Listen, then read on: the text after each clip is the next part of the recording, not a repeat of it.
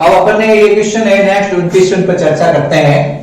जंतु कोशिका व पादप कोशिका में जीन क्लोनिंग हेतु वाहक के रूप में किसका उपयोग किया जाता है?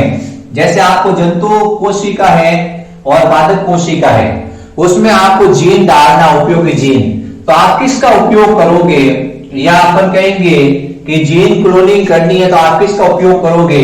जीवाणु का, विषाणु का, हिस्ट आर्टिफिशियल क्रोमोसोम का, मैमेलियन आर्टिफिशियल क्रोमोसोम का, बैक्टीरियल आर्टिफिशियल क्रोमोसोम का। तो इसका उत्तर होगा उपरोक्त सभी। किसी में भी आप जीन डालोगे, जैसे जीवाणु की सहायता से आप क्या कर सकते हो? जंतु कोशिका या पादप कोशिका में आप क्या कर सकते हो? उपयोगी जीन है उसका स्थानांतरण कर सकते हो। विषाणु की सहायता से भी आप उपयोगी जीन का स्थानांतरण कर सकते हो। अगला सवाल है एग्रोबैक्टीरियम ट्यूबनिफिकेशंस। ये एक जीवाणु होता है जो मृदा के अंदर मुक्त रूप से घूमता है और तंबाकू के पौधे के अंदर क्या करता है? एक तरह से अपन कहते हैं कीट पिट्टी का रोग उत्पन्न कर देता है। तो एग्रोबैक्टीरियम ट्यूबनिफिकेशंस किस में रोग उत्पन्न करता है? एक बीजपत्री पादप में, द्विबीजपत्री पादप में, शैवाल में या कवक में। तो एग्रोबैक्टीरियम ट्यूबनिफिकेशंस होता है वो द्विबीजपत्री पादप के अंदर रोग उत्पन्न करता है। ये मोस्ट इंपॉर्टेंट सवाल है। अब समस्या ये है कि अधिकतर धान होते हैं वो एक बीजपत्री होते हैं, जैसे गेहूं है, चावल है, बाजरा है, मक्का है, ये सब क्या है? ये सब एक बीजपत्री हैं। और हमारे पास में क्या है? एग्रोबैक्टीरियम ट्यूबनिफिकेशंस है। वो क्या है? वाहक है, वो द्विबीजपत्री पादपों में क्या करता है? जीन स्थानांतरण करता है। तो इस तरह से तंबाकू का पौधा होता है, जब उसको रूपांतरित करना होता है तब अपन इसका उपयोग कर सकते हैं। तो ये इसका सबसे बड़ा डिसएडवांटेज ये है बच्चों कि ये एक बीजपत्री पादप में जीन स्थानांतरण के लिए उपयोगी नहीं है। और अधिकतर जो पादप हमें आनुवांशिक रूपांतरित करने होते हैं वो एक बीजपत्री होते हैं। लेकिन आजकल थोड़ा मॉडिफिकेशन हुआ है, इससे भी क्या होता है? स्थानांतरण करने की सुविधा उपलब्ध होनी शुरू हुई है।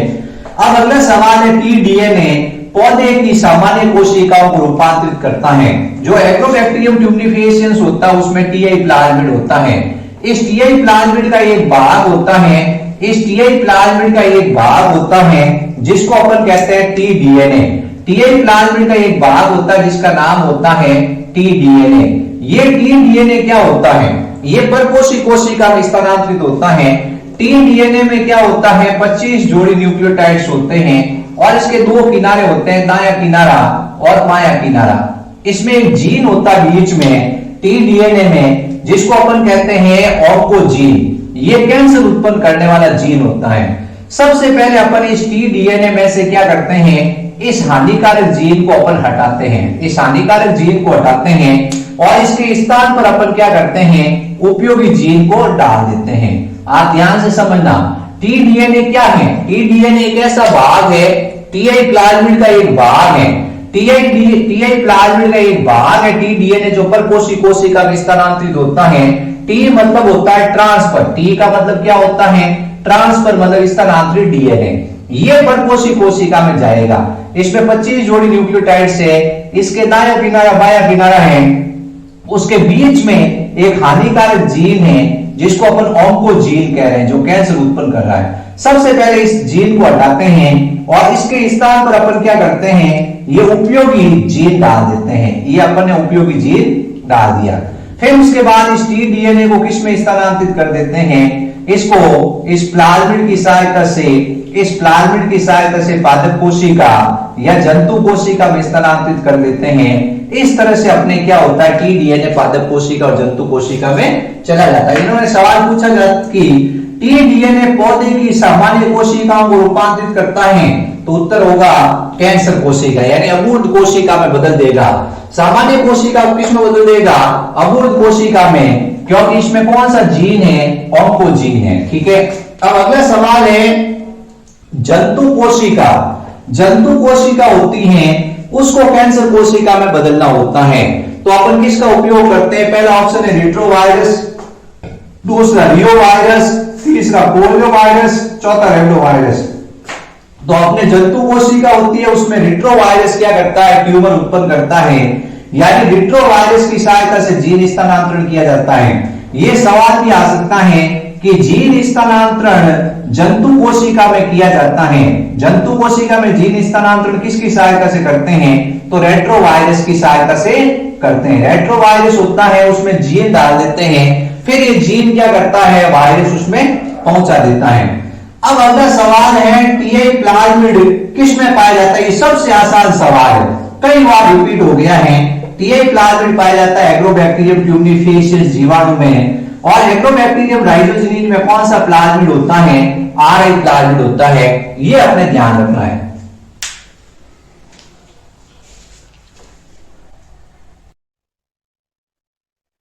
बच्चों अपन क्वेश्चन लेके आए डीएनए अणु की विशेषता है। डीएनए अणु की विशेषता क्या है? डीएनए जल रागी है, बिल्कुल। डीएनए जल में विलयशील पदार्थ है। डीएनए ऋणात्मक आवेशित है, बिल्कुल। इसमें फॉस्फेट होता है जिसके कारण ऋणात्मक आवेशित होता है। तीसरा, ये कोशिका झिल्ली से होकर नहीं गुजर सकता है। क्यों? ये भी आपकी बुक में सवाल है कि डीएनए कोशिका झिल्ली यानी प्लाज्मा मेम्ब्रेन में से क्यों नहीं गुजर सकता है? क्योंकि कोशिका झिल्ली बनी होती है प्रोटीन और फास्फोलिपिड की, और जो फास्फोलिपिड अणु होता है वो आप जानते ही हो कि इसकी प्रकृति कैसी होती है, जल विरागी, यानी ये जल से स्नेह नहीं करता है। जो भी इस जल वाला पदार्थ इसके आसपास फटकता है उसको ये अंदर जाने नहीं देता है। तो कोशिका झिल्ली से होकर नहीं गुजर सकता है, क्योंकि कोशिका झिल्ली फास्फोलिपिड की बनी होती है और फास्फोलिपिड जल विरागी है। आपने ये डीएनए रखा, डीएनए का अंदर घुस जा, डीएनए अंदर नहीं घुस पाएगा, कहेगा वहां से मुझे प्रतिकर्षण हो रहा है, वहां फास्फोलिपिड कह रहा है मैं घी हूं, मेरे अंदर से पानी नहीं जा सकता है। तो इस तरह से ये जल रागी है, डीएनए ऋणात्मक आवेशित है, और ये कोशिका झिल्ली से होकर नहीं गुजर सकता। तो इसका उत्तर होगा उपरोक्त सभी। कौन से आयन से संसाधित, कौन से आयन से संसाधित करने पर जीवाणु कोशिका भित्ति में छिद्र हो जाते हैं? ये जीवाणु कोशिका भित्ति है, इस जीवाणु कोशिका में छिद्र करने हैं तो आप कैल्शियम आयन के साथ इसको संसाधित करो। कैल्शियम आयन इसमें छोटे छोटे छिद्र कर देगा। आप इसको बर्फ में रखो, ये उपयोगी डीएनए होगा, ये इसमें प्रवेश कर जाएगा। तो कैल्शियम आयन बताना है, ये द्वितीय धातु आयन है जो डीएनए के प्रवेश को आसानी से करता है। अब उसके बाद में कौन सी विधि द्वारा पुनर्योजन डीएनए को सीधे जंतु कोशिका के केंद्रक में प्रवेश करवाया जाता है? कौन सा मेथड है कि आपको जंतु कोशिका, कौन सी कोशिका? जंतु कोशिका है, आपकी कोशिका है, उसके केंद्रक में डीएनए को अंतःक्षेपित करना है।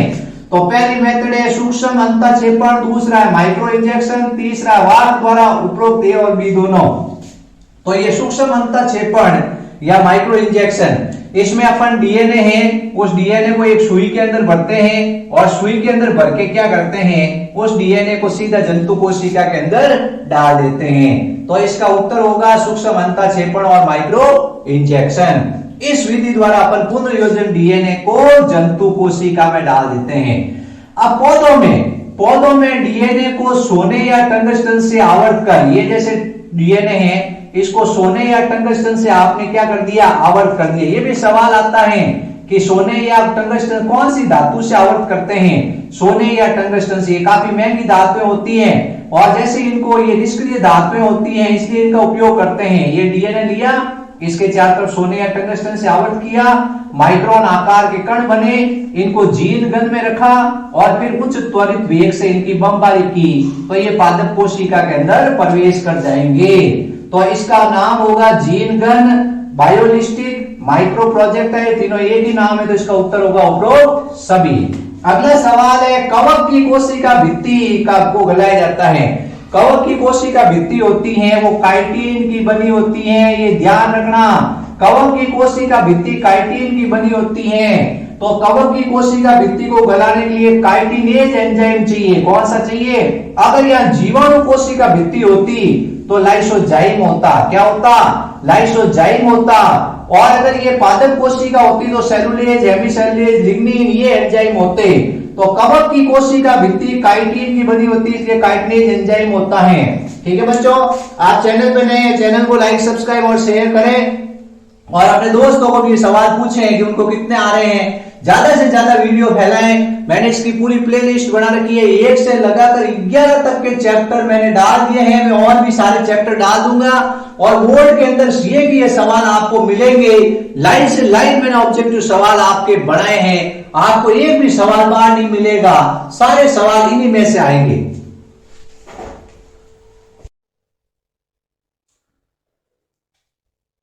बच्चों 35 सवाल अपन इस चैप्टर के कर लिए। अब 36वां सवाल है, डीएनए को अवक्षेपित करने के लिए मिलाया जाता है। यानी डीएनए होता है जब अपन क्या करते हैं, कोशिका से बाहर निकाल लेते हैं। जैसे ये कोशिका है, इस कोशिका को अपन क्या करते हैं, अगर पादप कोशिका है तो इसको सेलुलोज से उपचारित करते हैं, और अगर ये जंतु कोशिका है तो अपन क्या करते हैं कि इसकी कोशिका भित्ति गलाने की जरूरत नहीं पड़ती है, और अगर ये जीवाणु कोशिका है तो अपन लाइसोजाइम से उपचारित करते हैं, और अगर ये कवक कोशिका है तो इसको काइटिनेज एंजाइम से उपचारित करते हैं। ये डीएनए है, इस डीएनए के साथ में कुछ वर्ध अणु होते हैं, जैसे इसमें प्रोटीन भी होता है, हिस्टोन प्रोटीन होता है, वो गुथा हुआ रहता है। साथ में इसमें आरएनए भी होता है, तो आरएनए को हटाने के लिए राइबोन्यूक्लियेज एंजाइम काम आता है, प्रोटीन को हटाने के लिए प्रोटीएज एंजाइम काम आता है। फिर इसके बाद ये जो डीएनए है, इस डीएनए के ऊपर अपन क्या करते हैं, चिल्ड अल्कोहल मिलाते हैं, बिल्कुल ठंडा, बहुत ही ठंडा अल्कोहल मिलाते हैं, ये डीएनए अवक्षेपित हो जाता है। ठीक है, फिर अपन इसको ग्लास रॉड की सहायता से निकाल लेते हैं बाहर। तो डीएनए अवक्षेपित करने के लिए मिलाया जाता है राइबोन्यूक्लियेज, नहीं राइबोन्यूक्लियेज तो आरएनए के पाचन में काम आने वाला एंजाइम होता है। जब आरएनए का प्रोटीएज क्या होता है, प्रोटीन के पाचन में काम आता है लाइसोजाइम। लाइसोजाइम क्या करता है, जीवाणु की कोशिका भित्ति को गलाने में सहायता करता है। फिर है दूरस्थ शीतित एथेनॉल, यानी चिल्ड एथेनॉल। ये चिल्ड एथेनॉल जैसे मिलाया जाता है, जैसे चिल्ड एथेनॉल मिलाते हैं तो डीएनए होता है वो अवक्षेपित हो जाता है, यानी डीएनए का प्रेसिपिटेशन हो जाता है न्यूक्लिक अम्ल का। तो दूरस्थ शीतन एथेनॉल इसमें क्या होता है, मिलाया जाता है। अगला सवाल है पीसीआर पॉलीमरेज चेन रिएक्शन। ये बहुत इंपॉर्टेंट तकनीक होती है पॉलीमरेज चेन रिएक्शन। जो पॉलीमरेज श्रृंखला अभिक्रिया उसमें कौन सा एंजाइम काम आता है, पहला ऑप्शन है थर्मोस्टेबल डीएनए पॉलीमरेज। जो पीसीआर तकनीक होती है उसमें डीएनए होता है, उसको क्या करते हैं, उच्च ताप पर गर्म करते हैं। जैसे ये डीएनए लिया, इसको उच्च ताप पर गर्म करते हैं, ये डीएनए के दोनों स्ट्रैंड क्या होते हैं, खुल जाते हैं। फिर उसके बाद आरएनए प्राइमर, यानी एक छोटा सा आरएनए का टुकड़ा होता है, वो आकर जुड़ता है, और फिर उसके बाद टेक डीएनए पॉलीमरेज क्या करता है, अनुपूरक न्यूक्लियोटाइड को लाके जोड़ता है और एक नया स्ट्रैंड बन जाता है। तो सवाल आया पीसीआर पॉलीमरेज श्रृंखला अभिक्रिया में कौन सा एंजाइम काम आता है, पहला है थर्मोस्टेबल डीएनए पॉलीमरेज, दूसरा है ताप स्थायी डीएनए पॉलीमरेज, तीसरा है टेक डीएनए पॉलीमरेज, चौथा उपरोक्त सभी। तो तीनों नाम एक ही बच्चों। ये जो एंजाइम है वो एक बैक्टीरिया से प्राप्त हुआ था जिसका नाम था thermos aquaticus bacteria. Thermos aquaticus bacteria होता है, ये गर्म पानी के स्रोतों में पाया जाता है। इस बैक्टीरिया से ये एंजाइम प्राप्त हुआ था जिसका नाम है टेक डीएनए पॉलीमरेज एंजाइम। इसकी विशेषता होती है डीएनए होता है वो उसके दोनों स्ट्रैंड खुल जाते हैं, लेकिन ये एंजाइम उच्च तापमान, यानी ये एंजाइम 72 डिग्री सेंटीग्रेड जो उच्च तापमान होता है उसमें भी आसानी से जिंदा रहता है। फिर अगला है सर्वाधिक काम में लाया जाने वाला बायोरिएक्टर कौन सा। ये इंपॉर्टेंट, मोस्ट इंपॉर्टेंट क्वेश्चन है कि सर्वाधिक काम में लाया जाने वाला बायोरिएक्टर कौन सा है। पहला है विडोलन बायोरिएक्टर, दूसरा है विडोलित होज बायोरिएक्टर, तीसरा है दंड विडोलक होज बायोरिएक्टर, चौथा उपरोक्त सभी। तो ये विडोलन यानी स्टीरिंग बायोरिएक्टर होता है, ये सबसे काम में लाया जाने वाला सबसे अधिक मात्रा में जब जैव उत्पादन करना होता है उस कंडीशन में विडोलन बायोरिएक्टर काम में लिया जाता है। अगला सवाल है जैव संश्लेषित उत्पाद का पृथक्करण और शोधन कहलाता है। जो जैव संश्लेषित उत्पाद होता है वो पादप कोशिका और जंतु कोशिका या अपन कहते हैं जो आपकी रूपांतरित कोशिका है उससे प्राप्त कर लिया, उसके पश्चात उसको क्या किया जाता है, उसको पृथक्करण किया जाता है और उसका शोधन किया जाता है।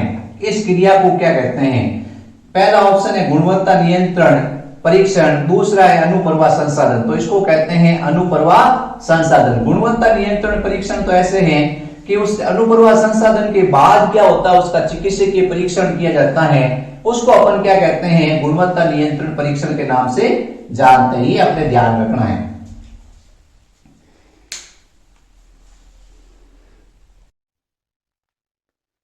क्वेश्चन नंबर 39 अपने 11 चैप्टर है उसका 39 नंबर क्वेश्चन ध्यान से देखिए। निम्नलिखित में से कौन सा एक खंड सहवाक है, यानी कौन सा एक सहवाक का काम करता है, जो अपन कहते हैं वेक्टर का काम कौन करता है। वेक्टर मैंने अभी बताया था आपको, एक क्वेश्चन पूछा था, वेक्टर के उदाहरण होते हैं प्लाज्मिड वेक्टर है, दूसरा अपने जीवाणु भोजी वेक्टर है, ठीक है, तीसरा अपने जो अपन कह रहे हैं जिसको कॉस्मिड है वो वेक्टर होते हैं, ये सब क्या है, वेक्टर का काम करते हैं। तो कौन सा एक वेक्टर है, तो पहला है प्लाज्मिड, सही उत्तर। दूसरा संश्लेषित डीएनए नहीं, सी डीएनए नहीं, बी डीएनए नहीं, तो इसका उत्तर होगा प्लाज्मिड। ठीक है, अगला सवाल है पुनर्योजन डीएनए से अभिप्राय है। पुनर्योजन डीएनए मतलब रिकॉम्बिनेंट डीएनए, दो भिन्न भिन्न स्रोतों से प्राप्त डीएनए, दो अलग अलग स्रोतों से प्राप्त डीएनए होता है, उसको जोड़ के जो नया डीएनए बनता है उसको कहते हैं पुनर्योजन डीएनए। एक स्रोत ए है, दूसरा स्रोत बी है,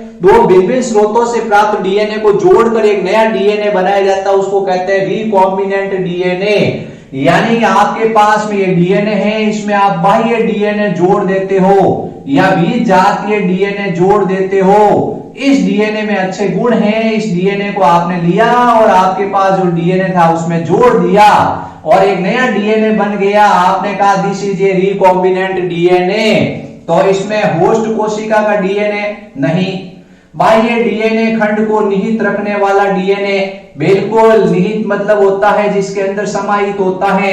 बाह्य डीएनए को जो रखता है वो डीएनए क्या कहलाता है, पुनर्योजित डीएनए।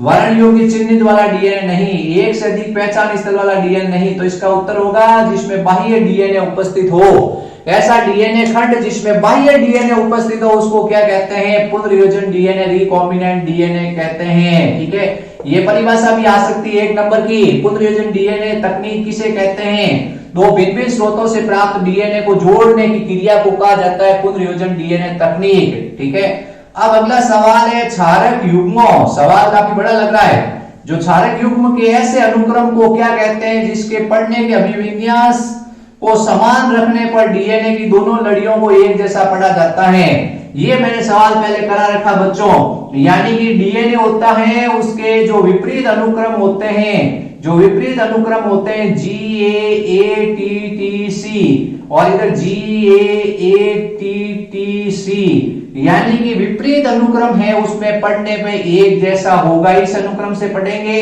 इस अनुक्रम से पढ़ेंगे तो भी विन्यास एक जैसा होगा, उसको कहते हैं पॉलिंड्रोम डीएनए। कहां गया, ये रहा पॉलिंड्रोम डीएनए। ऐसे डीएनए को कहा जाता है पॉलिंड्रोम डीएनए।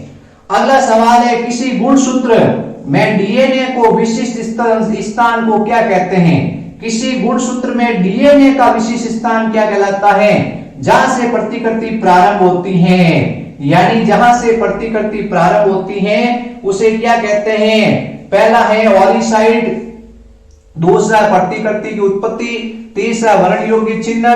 तो इसमें उत्तर होगा ए और बी दोनों। क्या होगा, ए व बी दोनों। तो आपको ध्यान रखना है कि ओरिसाइड मतलब ओरिजिन ऑफ रिप्लिकेशन और प्रतिकृतिकरण की उत्पत्ति, ये दोनों एक ही चीजें हैं। जहां से प्रतिकृतिकरण की उत्पत्ति होती है उसको अपन क्या कहते हैं, उसको कहते हैं ओरिसाइड। तो किसी गुणसूत्र में डीएनए का विशिष्ट स्थान क्या कहलाता है, तो आपको बताना है प्रतिकृति की उत्पत्ति जो होती है उसको कहते हैं प्रतिकृति का आरंभन होना। ठीक है, तो ये आपको ध्यान रखना है।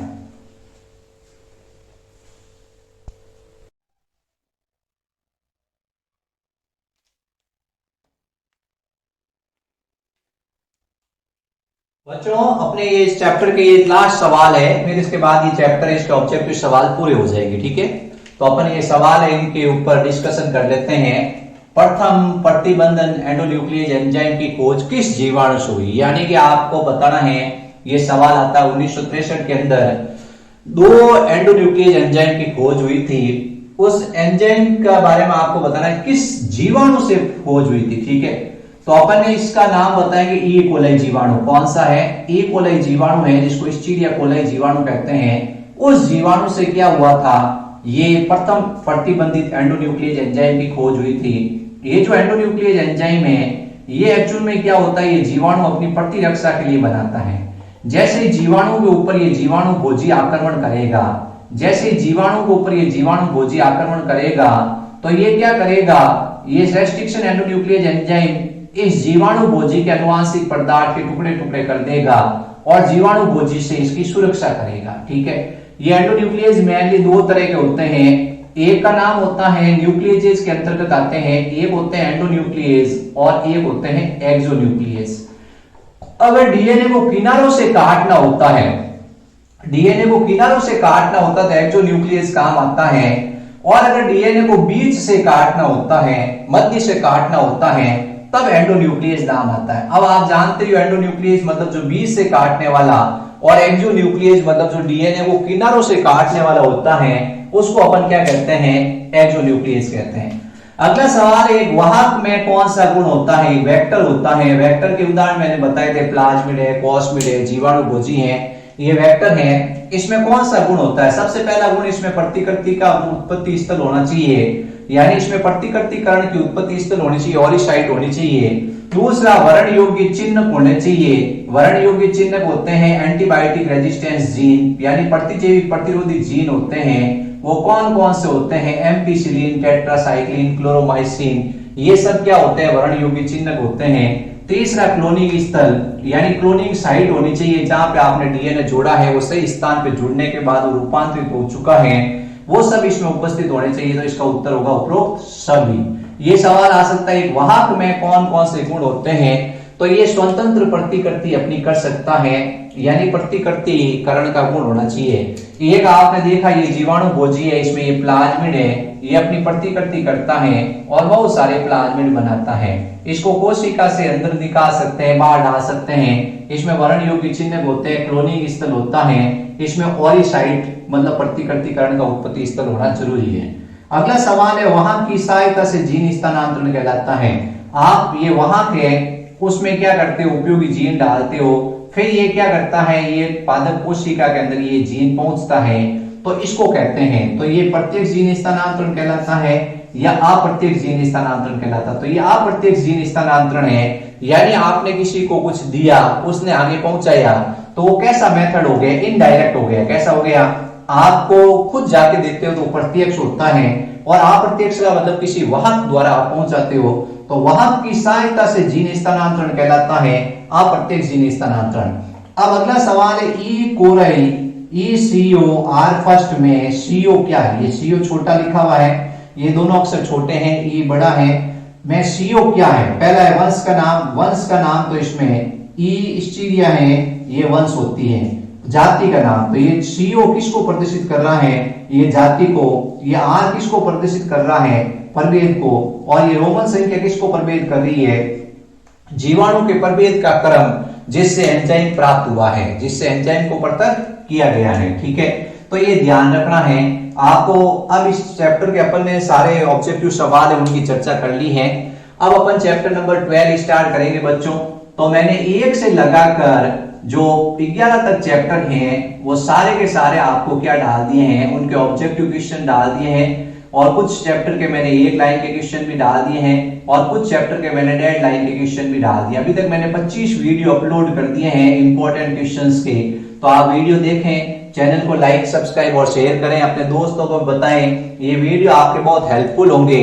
अगर मेरी गारंटी आपने सारे सवाल याद कर लिए तो आपके 56 में से 56 नंबर जरूर आएंगे, 56 में से 56 नंबर आपके जरूर आएंगे बच्चों। आप लोग अच्छी तैयारी करें, अब मेरे वीडियो को शेयर भी करें, अपने दोस्तों को बताएं, और ज्यादा से ज्यादा। एक बात मैं आपको कह दूं, मैंने एक टेलीग्राम पे चैनल बना रखा है जिसका लिंक है वो डिस्क्रिप्शन बॉक्स में दे दिया है। आप रोज 8:30 बजे उसमें ऑनलाइन टेस्ट देकर अपनी स्थिति जा सकते हो। अभी तक उसमें लगभग 350 बच्चे जुड़े हुए हैं। आप भी जुड़े और बच्चों को भी जोड़ें, और ज्यादा से ज्यादा ये वीडियो उसको पॉपुलर करें ताकि मैं और वीडियो अपलोड कर सकूं।